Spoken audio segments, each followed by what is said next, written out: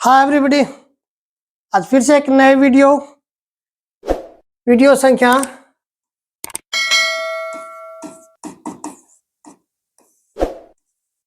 3 को लेकर हम आए हुए हैं। स्टार्टिंग चूंकि पिछला 2 वीडियो उसका लेवल थोड़ा लो रखे थे, चूंकि यह कक्षा 1 से लेकर 8 तक का रिवीजन क्लास है सक्षमता परीक्षा से पूर्व। यह रिवीजन क्लास जरूरी है, तो उसमें आज थोड़ा हायर क्लास में चले हैं। पिछले 2 वीडियो से लेवल इसका हम ऊपर रखने का प्रयास किए और साइंस में आए हैं। और चलिए एक बार तेजी से देख लेते हैं कि जानने योग्य बातें। सबसे हल्का तत्व, केमिस्ट्री में हम आए हुए हैं। सबसे हल्का तत्व प्राकृतिक रूप से जो प्राप्त होने वाला है वो है हाइड्रोजन।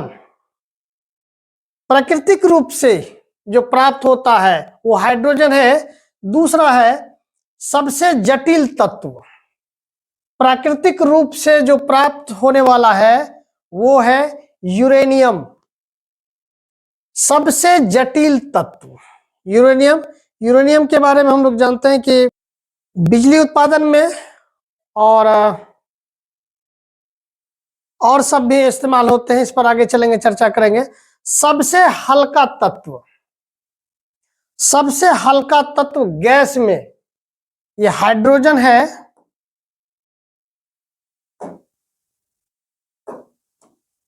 हाइड्रोजन गैस में अगर माने तो सबसे हल्का तत्व हाइड्रोजन। सबसे भारी तत्व गैस में रेडॉन है। यानी सबसे हल्का तत्व प्राकृतिक रूप से प्राप्त होने वाला हाइड्रोजन, सबसे जटिल तत्व प्राकृतिक रूप से प्राप्त होने वाला यूरेनियम, सबसे हल्का तत्व गैस में हाइड्रोजन और सबसे भारी तत्व गैस में रेडॉन। आगे है सबसे हल्का तत्व धातु में। आगे के कक्षा में धातु और अधातु में कुछ विशेषता है, उसको भी हम रखेंगे। लेकिन सबसे हल्का तत्व धातु में लिथियम। सबसे दुर्लभ तत्व स्टैटिन और परमाणु द्रव्यमान इकाई 1.66 into 10 to the power -27। 1.66 into 10 to the power -27 kg में। मोल की बात करें तो मोल का जो मान होता है 6.022 into 10 to the power 23। इसको हम लोग एवोगाद्रो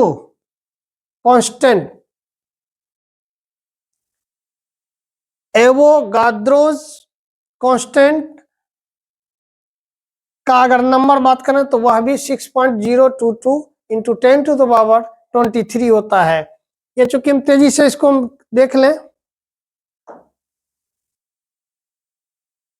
तत्व में अगर बात करें,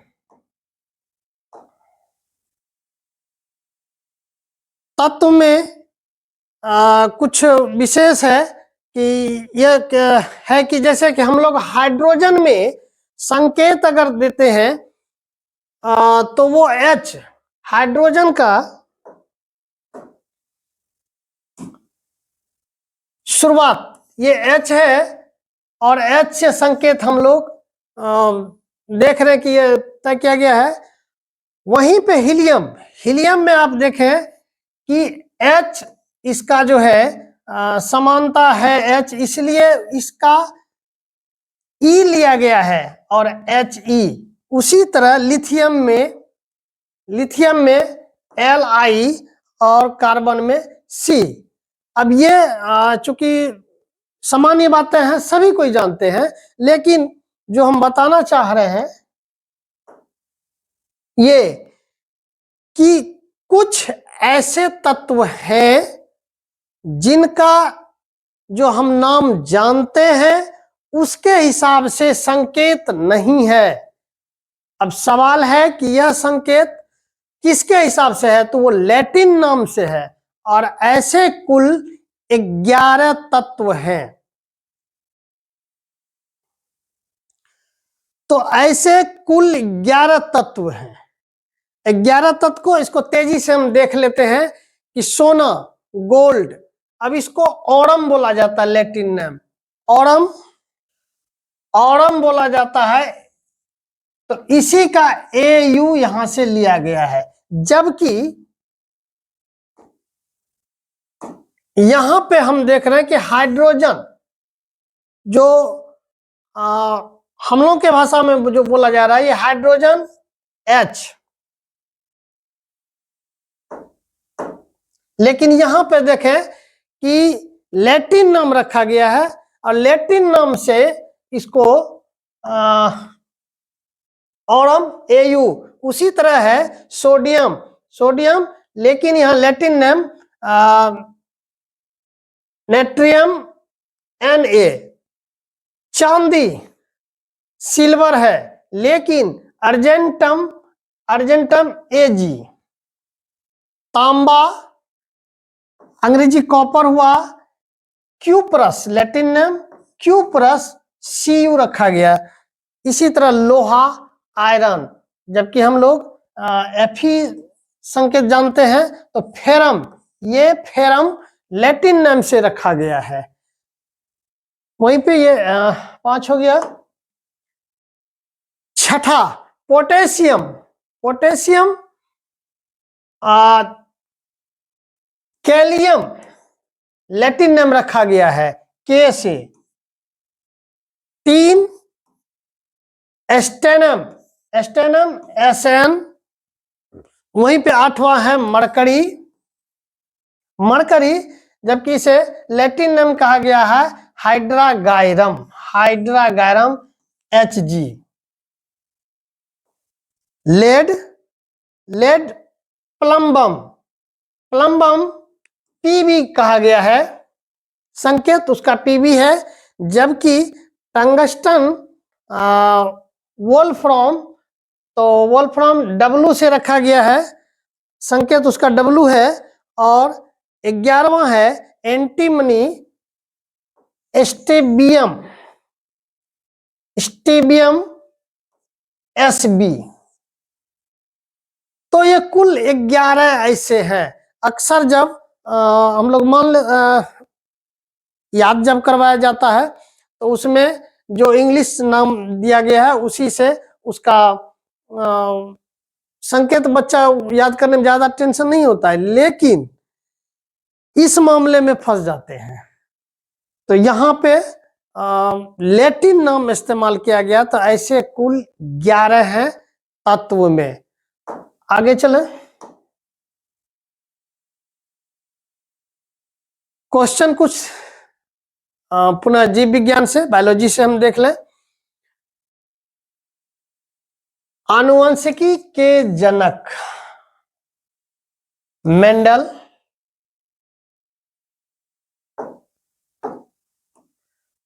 Mendel, Hargobind Khorana B number, C number Charles Darwin, D number TH Morgan. तो आनुवंशिकी के जनक हम लोग मेंडल साहब को कहते हैं। ये A नंबर।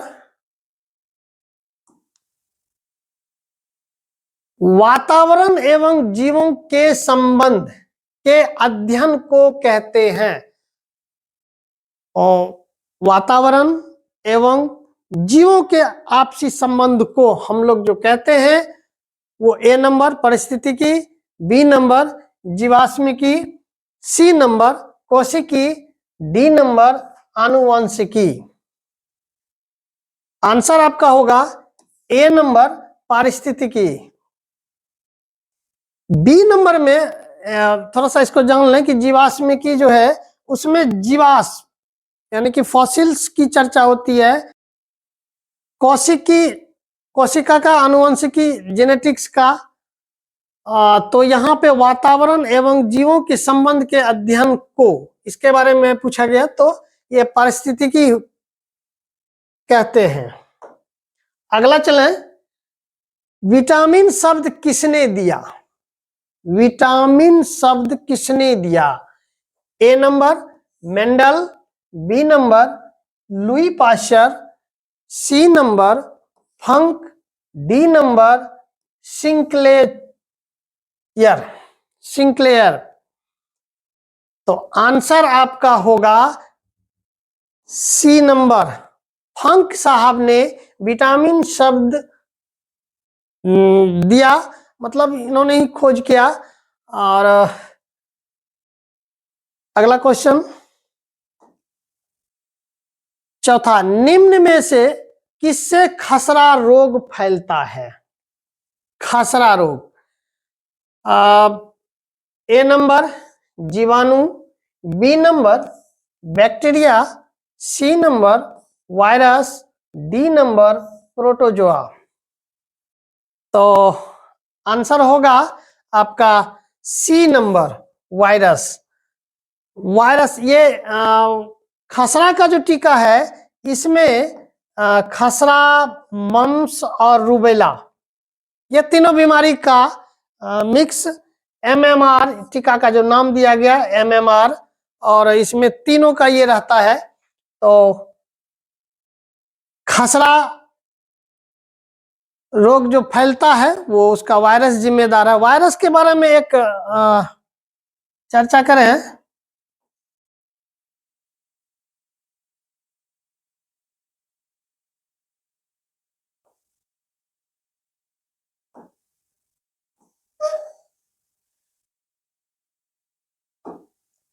स्ट्रक्चर और है वायरस में, ये सामान्यतः निर्जीव रूप में पाए जाते हैं, और जब किसी जीव के संपर्क में आते हैं तो यह सजीव जैसा व्यवहार करने लगता है।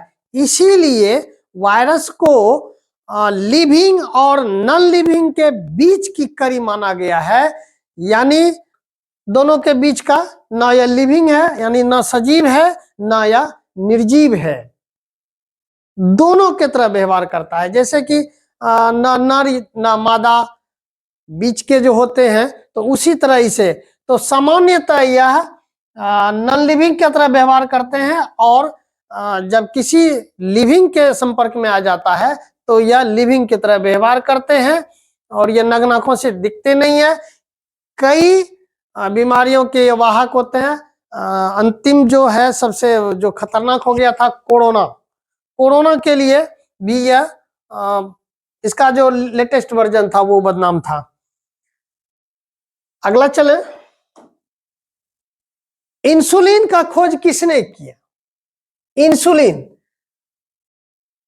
पहला है A number lichen, B number है Banting and Best, C number Jenner, और डी नंबर बैम्समैन। इंसुलिन का खोज किसने किया? अब इस पर थोड़ा सा ये देखें कि इंसुलिन, मधुमेह रोग जो होता है, चीनी की बीमारी, जिनको भी मधुमेह रोग हो जाता है, चीनी ज्यादा उसका बढ़ जाता है, तब हमें इंसुलिन की सुई दी जाती है, डॉक्टर के द्वारा इंसुलिन की सुई दी जाती है। इसका मतलब है कि उन व्यक्ति जिनको कि मधुमेह रोग हो चुका है, उनके शरीर में इंसुलिन का बनना कम हो गया है या बंद हो गया है। इंसुलिन जो बनता है वो अग्न्याशय, हमारे शरीर में अमाशय के बाद नीचे जो जब जाते हैं छोटी आंत से पहले, तो वहां अग्न्याशय है। अग्न्याशय में इंसुलिन का निर्माण होता है, और यह ग्लूकोज को यानी कि चीनी जो वहां पे है उसको कंट्रोल करता है। हमारे शरीर में जो चीनी की जो मात्रा बढ़ जाती है उसको कंट्रोल करता है इंसुलिन, और यह अग्न्याशय में बनता है इंसुलिन। लेकिन अन्य कारणों से हमारे दैनिक दिनचर्या में, चूंकि कई चीजें हैं जो सावधानी नहीं रह पाती है, इसके कारण से आजकल ज्यादा शिकार हो रहे हैं और इंसुलिन का बनना कम हो जाता है।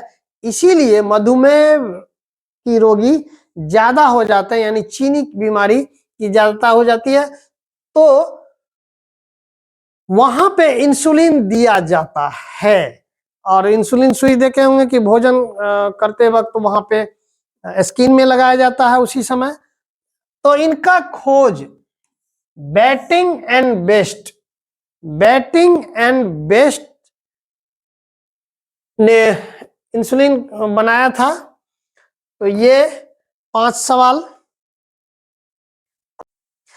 तो ये वीडियो संख्या 3 था। 4 में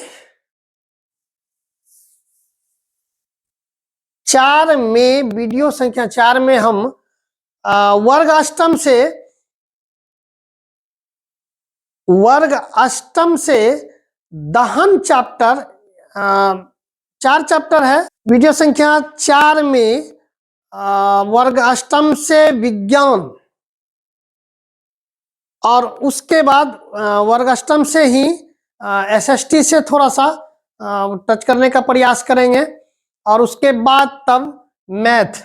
क्योंकि मेरा पहला वीडियो चूंकि पाठ्य पुस्तक पर था, दूसरा वीडियो थोड़ा लो रहा, चूंकि हिंदी और निचले क्लास से उठाने का प्रयास हमने किया, तो वह भी हम प्रक्रिया जारी रखेंगे।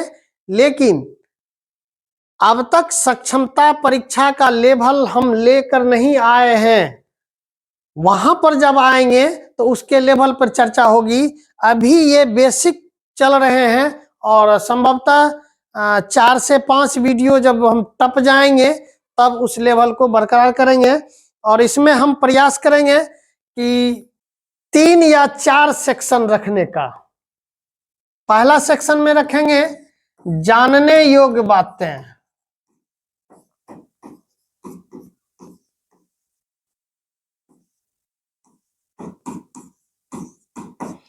इसमें भी कुछ सवाल रहेगा, वो ऑब्जेक्टिव टाइप का नहीं, सीधा डायरेक्ट आंसर। दूसरा उसमें सक्षमता का जो लेवल है उस लेवल का साइंस और एसएसटी उसको टच करने का प्रयास करेंगे। तो इसका मतलब ये हुआ कि जीएस हम उसमें टच करेंगे, उसके बाद मैथ भी छूने का प्रयास करेंगे थोड़ा थोड़ा करके। और 4 पॉइंट पर 5-5 क्वेश्चन करते हुए अगर करेंगे तो ज्यादा से ज्यादा प्रश्न लेने का प्रयास करेंगे। तो अगले वीडियो में हम प्रयास करेंगे कि अब इससे लेवल और ऊपर चले। वर्ग अष्टम में साइंस, एसएसटी और कुछ और भी प्रयास करेंगे। तो मिलते हैं अगले वीडियो में, तब तक के लिए बाय, थैंक यू।